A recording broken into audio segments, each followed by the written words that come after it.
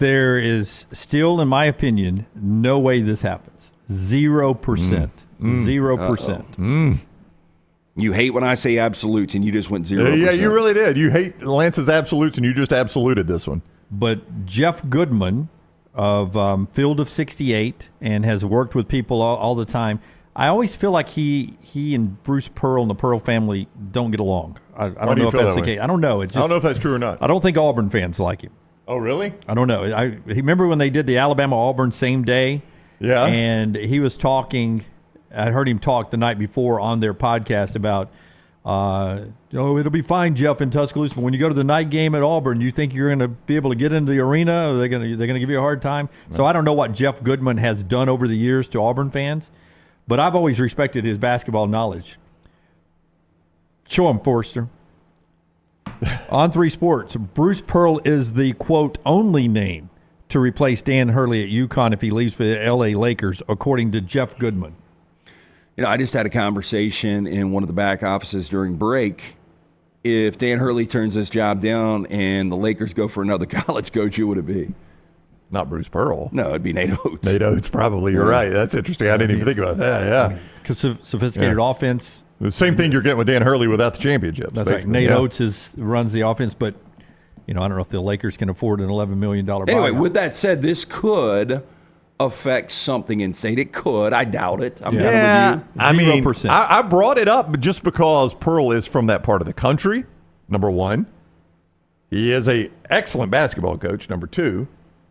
Now, the age and potentially the buyout. I mean, Bruce is 61 now. Is that right? Yeah, and I don't know if the age matters. I mean, I'd take 5 to 8 years of Bruce. Jim Calhoun, old crusty dude, he seemed like he was always 70 years old, and it always worked. I would say if Bruce thought he would take the UConn job and Stephen got the Auburn job. That's what I was about to say. If there is a guarantee that if I leave, Stephen gets the Auburn job with this great roster, then that's the only way I would do it as a father. Yeah. Now, I will say, somebody reminded me when I brought up Bruce Pearl earlier, and I didn't think we were going to get back to it, so I just ignored this text. I had forgotten this. David Benedict is the athletics director at UConn. Do you know where UConn hired David from? Auburn. He was the chief operation officer for Auburn Athletics when Bruce Pearl was hired, as I was reminded via text earlier. Now, I will just say this. Out of hopes for Nelly the Vizsla, Stephen Pearl and his wife Vizsla, he doesn't want to go up to stores. They hate cold weather. Yeah. But I just don't think it would be fair. Only way Bruce leaves is if Stephen gets the Auburn job, and I don't think Bruce is leaving. This is Jeff Goodman, though, who's... Well, trust me. I mean, they ain't giving Stephen the Auburn job if Bruce leaves. I will say, you though... don't think so? If Bruce is like, I'm going to UConn... If he retires, maybe, but if he leaves to go to UConn, I do think it hits different. Yeah, I agree with Lance. Totally different. Yeah. There's zero chance. If he leaves to go to UConn, Stephen gets that job. I would like to think that Bruce Pearl... I'll double down on your zero. I would like to think... If he leaves to go to UConn, you don't think Stephen gets the Auburn job? No. I think it is... I'm not going to say 100% he doesn't, but I do think it's different than him just retiring. Now, I would like to think we live in a world where if Bruce Pearl took the UConn job, again, I'm with you, I don't think he'll do it. Jeff Goodman mentions it, I don't think he'll do it.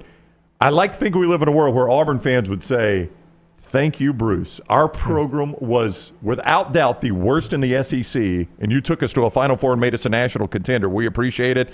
We may name the court after you. We'll never have anything but love for Bruce Pearl. I agree with you. I think there's zero chance he takes this job. I do, too. And I think if Bruce stays, and much like Brown said, if he retires at Auburn, I think Stephen's got a ton of upside, and I think out of gratitude for the Pearl family, I think Stephen would get that job. But if you leave for UConn, I don't think he gets a job. No, LT, I think it has to be Stephen Pearl at that time because you've got a roster that is preseason top 10, and the way you keep that roster together is Stephen Pearl getting that job. Well, that's it would be the only choice. Okay, well, if that's the case, which I don't believe it would be, then if I'm Bruce and I know my kid's going to get the job, then maybe I take UConn. Yeah, that's the only way it's in play to me. I don't think it happens, but if it did happen, if Jeff Goodman happens to be right about this one time, then Stephen Pearl is the only choice for me because he's the best chance of keeping those 10, 11, 12 guys together right now. That's a top 10 roster, a national championship contender next year. And if I'm going to award him the job later on, if I think he's good enough to take over when Bruce retires in a year or 2 or 3, then why not just go ahead and give it to him now instead of 2 years from now? Let me quickly say, though, let me say on the front end of this, I don't think what I'm about to say is a big issue for Bruce Pearl. Okay, so let me say that on the front end. I don't know that it is. Let me rephrase what I'm saying. I don't know that it's a issue for Bruce Pearl. But I don't know about you guys, but for the first time this year, I started to hear some Bruce Pearl criticism from Auburn fans. We haven't really heard a lot of that. But that early exit against Yale, I started hearing Auburn fans like, man, I love me some Bruce, but come on, man. We can't be Final Four or nothing in this program. I would say this. If you took the Final Four run away, which you can't. Well, he's never made it past the round of 32, and that's what everybody's saying. Then I think it would be nonstop criticism. And I had a close friend who was at the annual Bruce Pearl golf tournament down at Willow Point a couple of weeks ago, Jim. And Bruce spoke to the crowd and said, and these are pretty big Auburn people, right? Football and basketball. That's right. And Bruce spoke to the crowd and said something along the lines of, where were all you guys in Spokane? I know we didn't show up, but y'all didn't show up either, and kind of laughed about it. And now my buddy was like, I had no problem with it. He laughed. It was clearly a joke. He said, but I can tell you a lot of people around me had a problem with what he said right there. That they just felt like it was, him not taking the blame for the Yale loss. And I'm like, boy, is that Yale loss sticking with him that much for all he's done for that program?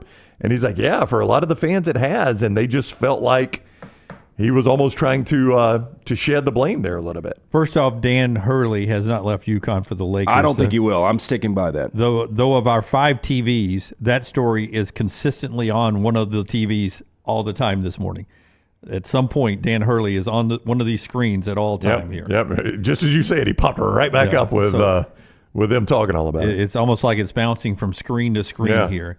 So Dan Hurley to the Lakers is a real conversation. Jeff Goodman of On3 Sports says if he leaves the Lakers, that in his opinion, only one name should be looked at for the job. He believes Bruce Pearl would be that perfect fit.